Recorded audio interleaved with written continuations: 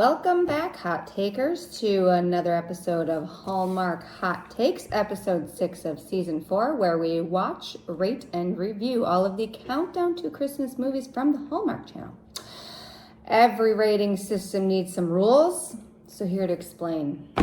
It's a candy cane based rating system. The rules are half a candy cane to 5 candy canes.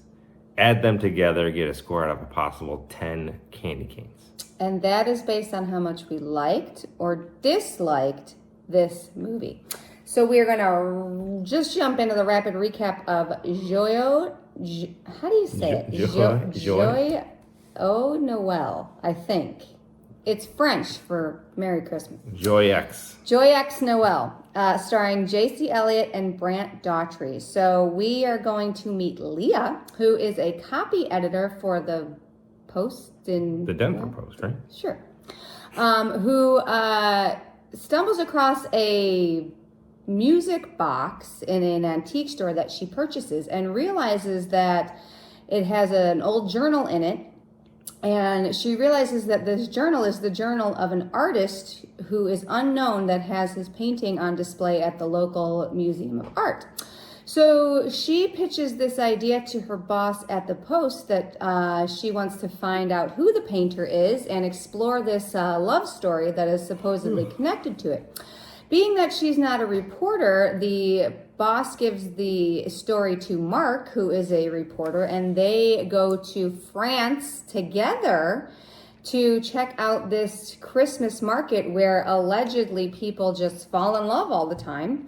And they try to find the identity of the painter and the alleged love of his life so that they can tell this story at Christmas. Mark and Leah embark on this journey. You learn a little bit more about Leah. She's very type A. She's very overeager. Mark is the typical jaded reporter. He's been to war zones. He doesn't want to do this story because he thinks it's stupid. So they follow some clues and they end up going to all these various places and meeting these people. And at the end of the story, you find out that unfortunately the love story never panned out because the painter waited for his love and she never showed up. They were supposed to elope and get married. So this kind of brings Leah and Mark to a little bit of an argument. He hides the truth from her after he finds it because he doesn't want to, burst her bubble that she has of this love story. She gets upset when she finds out. So then he apologizes to her and they have a nice moment. And then he gives her the music box that is fixed. And then she realizes, she knows who the painter is because it's some guy they saw in this Christmas market. And they find out that, yes, his love didn't pan out, but he met another woman and they had all this love story and they had all these kids and this family. And then it was happy at the end and they write their article. And then Leah and Mark get together at the end and kiss. And that is Joyeux Noel. How is that? That was good. Good. All right. Let's review this. Where are we going? Likes, dislikes? Go likes. Likes. I liked the mom in the beginning. She said, "You're not getting any younger." I think that's funny. She also told Leah that she should meet a guy from church. Right. It's a good idea. I like that. Yeah. I thought there was a funny guy at the marketplace where they kept running into him. I think they ran into him twice, and he's like, "Tourists." Bloody American. Would have been better if he said Americans. I love the gnomes. There was a lot of gnomes in this movie. A lot of Christmas gnomes. That must be a French thing. There's a little girl who works at their B&B, who owns the B&B, and she puts gnomes all over the place and tells them that they have to leave presents for the gnomes. And when they don't leave presents for the gnomes, she plays tricks on them. Yeah, and the gnomes help. I like that. I liked Jesus. I saw Jesus. We did see Jesus. There was a manger scene. They had a cathedral in this movie, and it was great. Always good with that. I like the fact that the story was that he was stood up. Yeah. I love the twist. I did not see that coming, and I loved it. I thought it was good too, because, and I'll probably explain in my dislikes, but it needed to happen. She needed to have her bubble burst. Right. So I like that. Yeah. I agree. And I like the fact that the music box it was broken, and he got it fixed. And the tune was the same tune that the accordion player was doing, and that's how she made the connection that was him. So that was that was really cool because you kind of felt you're not going to find this guy at the end, and the whole thing was a shim sham. What about you? What likes do you have? I liked that she corrected his grammar all the time. I kind of thought that was a little bit, because she didn't do it in like a way that was really snobby. It was just very matter of fact, and I thought she did a good job of correcting his grammar but not sounding like an idiot about it. Okay. I like the fact that when he talked about he was an only child and his parents got divorced. Yep. And he always wanted a big family, and he ended up, she asked him if he was ever in love, and he said once, but they broke up because he wanted a big family, and she didn't. And I thought that was just kind of a nice, like, this guy's kind of centered, like, he knows what he wants, and he doesn't mess around, which I appreciate. I like that he was a little bit jaded, though, because it fit with the whole reporter. Like, he's been to war zones, so when he kind of thought this idea was stupid, he went along with it anyway, but it tracked that he was, a little bit jaded. Okay. And I liked Marguerite and Bernard. Bernard was the woodworker, and Marguerite was the person who randomly let them in their house to look over her boxes of things, and they ended up getting together because they were both upset that they didn't find their loves at this market. Right. Those were my likes. And I liked Mark. I liked his character. Yeah. And I thought he had good character development. I liked the girl in the inn too. She was good. Sophie, the little girl. Yeah. What were your dislikes? Ugh. I felt that she should have got a discount on the music box at the beginning because it was broken, and she said it was broken. They didn't show her paying. Yeah, I'm just saying. She might have. Maybe she haggled. You don't know if she didn't haggle. I didn't really like the fact that the kids kept attacking him. Like because I thought he was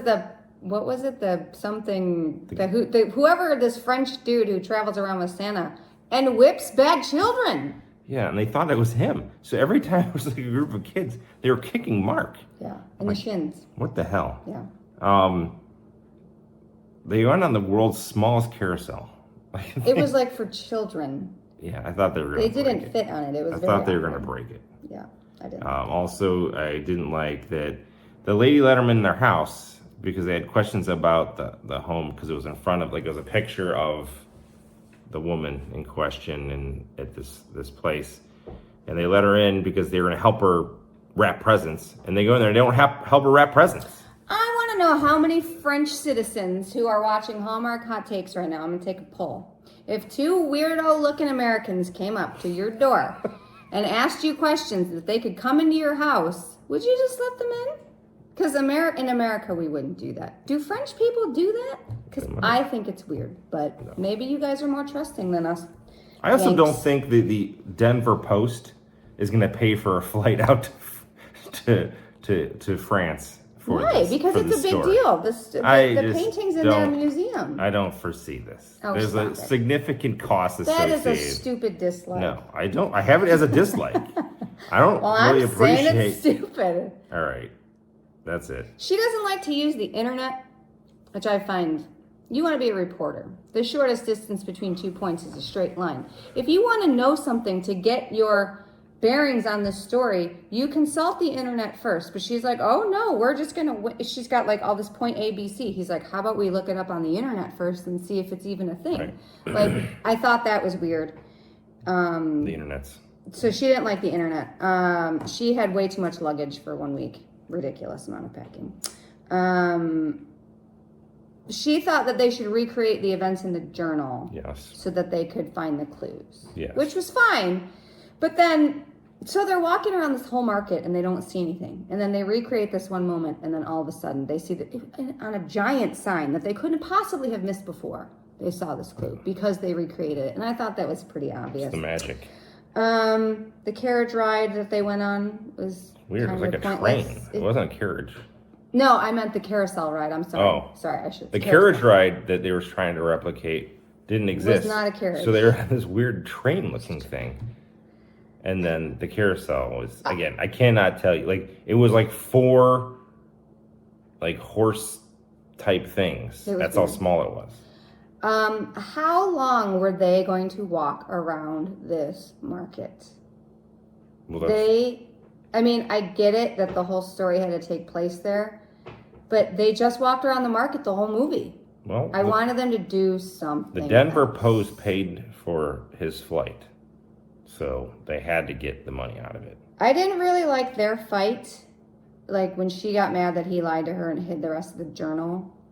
I get why he did it, but again, he didn't want to burst her bubble, and I get it, but it was kind of stupid. Like, she's not a child, and I think that's the problem with her character, is she read as very immature. And it took her mom talking to her on the phone at the end of the movie for her to get this ridiculous notion of this perfect love and this perfect guy. And she's like, her mom's like, hey, your dad and I fought, and we were, you know, like, there's no such thing as perfect, so you have to get that out of your stupid brain. And I felt like she was just a bit immature for her age in this movie. Okay. Oh, and one of my other likes that I forgot to mention is when they buy all the cookies from the vendor. They find the vendor whose grandfather made the box or something, and he won't answer their questions because he's really, really busy, and he's got this line of people, so they just have to keep ordering cookies to get him to talk. They buy 75 euros worth of cookies. It was really funny. Which seems like a lot of cookies. So those are likes and dislikes. Oh, I also hated her beret. Did not care for that. I'm not a beret person. Well, they're in. France. I get it, when in France and all that. You have to wear the beret. I think everyone does. What do you, if you're talking candy canes? Oh, we're gonna do that, huh? Okay. Are you done? Yeah, I was just thinking we could do candy cane ratings. Oh, did you do your likes? I don't did. even remember. Yeah. It's been 8 minutes. It has been 8 minutes. Candy canes for this one. I like the twist. I thought he was great. She was okay.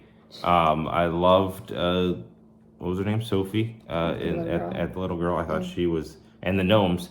Jason I love gnomes. gnomes. I'm gonna give it a solid 3. 3. That is interesting. So I was hovering at a specific rating, but I am going to give it a little bit of a boost because they did mention church and there was little Jesus in this movie. Okay. It's actually kind of funny because she was trying to distract the guy in the cathedral because they were like messing around with some of the stuff to find the clue. And she goes to this guy who works there and she's like, can you explain what this is? And like asking, what's Jesus? And who's this guy? And he's like, that's a shepherd. And it was really funny. I was like, that's a sheep. And he's like, what about this one? She's like, that's another sheep. So I will echo your rating at a 3. Oh. It was decent. I didn't love it, but I thought it was entertaining and yeah. Great. Yeah, so decent characters. All right, let's do preview. Oh no, wait, I can't do the salute yet. No, that's Great. too early. I take it back. Okay. What's up next, Hyde? That was very aggressive. Well, nobody's that excited. I am. Okay, so new movie number 7 is Flipping for Christmas. Talk about who's excited. Starring Ashley Newbrough and Marcus Rosner. Flipping for Christmas. It's almost Christmas when busy realtor Abigail agrees to help her sister with a simple flip of a recently inherited home. Unfortunately, co-beneficiary Beau has other plans in mind. I bet hijinks ensue with this one. I love it. Flipping for Christmas. HGTV meets little Hallmark. Chip and Joanna Gaines meets Hallmark meets, what's that one show where they look at all the houses? Love It or List It. Yeah, that one. Okay. Sure. Or House Hunters. Any number. Pick an Property HGTV Brothers. show. They're all here. All right. We'll see you next time.